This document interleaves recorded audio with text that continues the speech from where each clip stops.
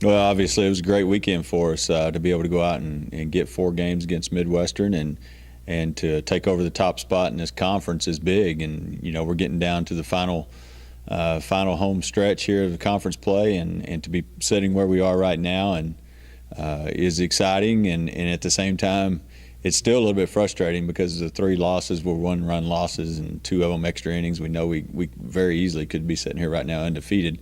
But, I'm proud of the way our kids have battled back throughout this season.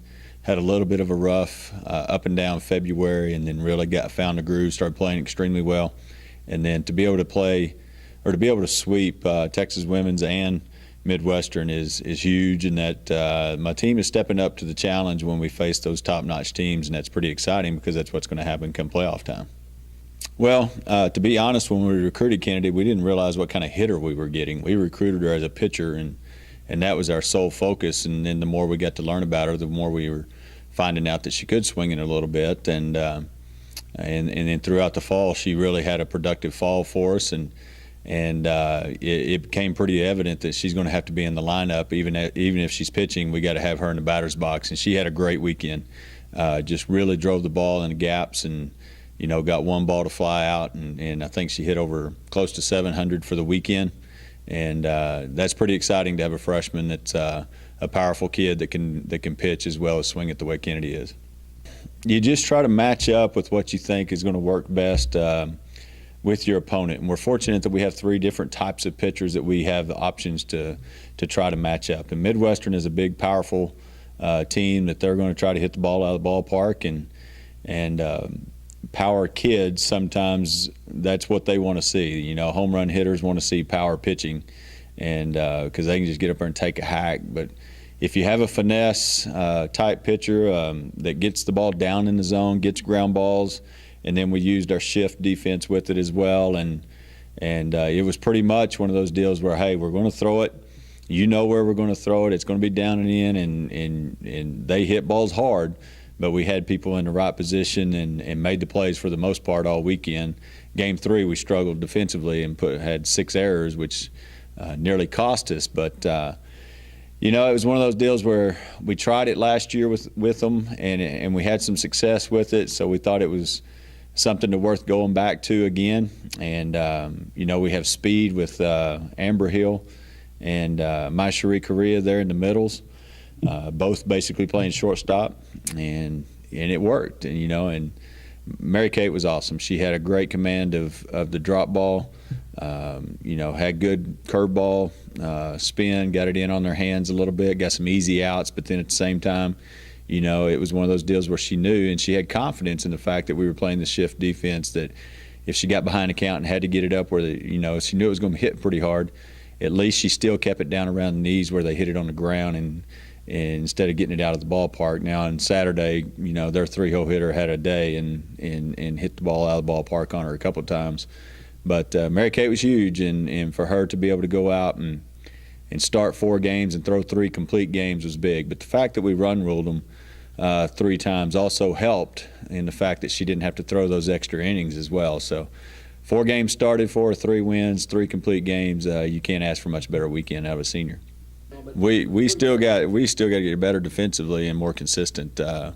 We still have to get better in some areas, but offensively, I don't know if there's a lot more we can do right now. We just need to keep doing what we're doing offensively. We're swinging the bats extremely well up and down the lineup, and we talk a lot about Morgan and Darian and Mai Cherie and Kennedy and Rachel. But let's spend some time and let's talk about Carly Peters, Kelsey Garza, and Maddie McGarity. Those 3 are basically right now we're trying to use all 3 of them in different situations, and we just kind of look at a matchup situation. Who are we playing?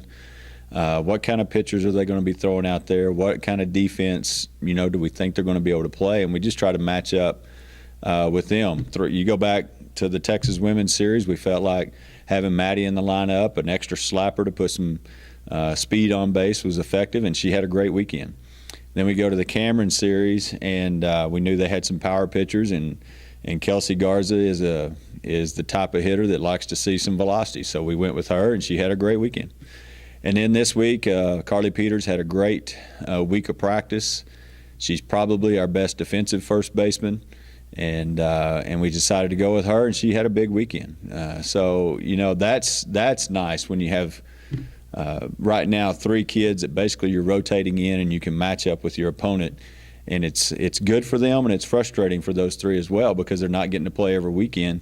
But at the same time, when they get their opportunity, they're doing a good job of being prepared and staying focused and going out and giving us great at bats and playing well defensively. And that's exciting to see when you have kids that aren't regular starters but are still producing very well when they get their number called. Well, Morgan is just an unbelievable player. She's just gotten better and better and better. She was pretty good as a freshman, had a solid season. Then her sophomore year, she really swung it well. I think she ended up with close to 18 doubles that year, but wasn't moving very well in the outfield. We had her in right field at the time, and she just wasn't moving very well. We had a discussion after the season about dropping a few pounds and working on her speed, and she comes back.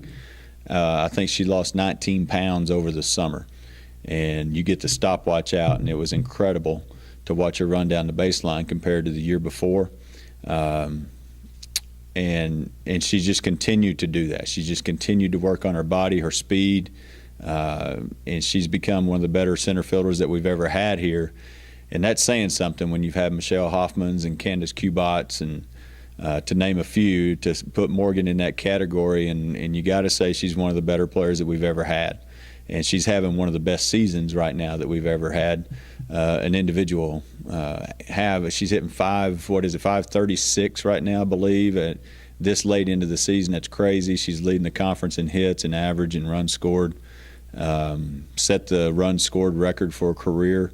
And again, this is where we're playing 56 at 56, not back where it used to be, to where you could play 60 or 70 games throughout the course of a regular season. So Morgan is just she's zoned in, she's locked in. Her speed is allowing her to not only have to set up her and swing away to get hits, but she can also drop a bunt down for a base hit. She can slap for hits, and she can swing away. She truly is a triple threat.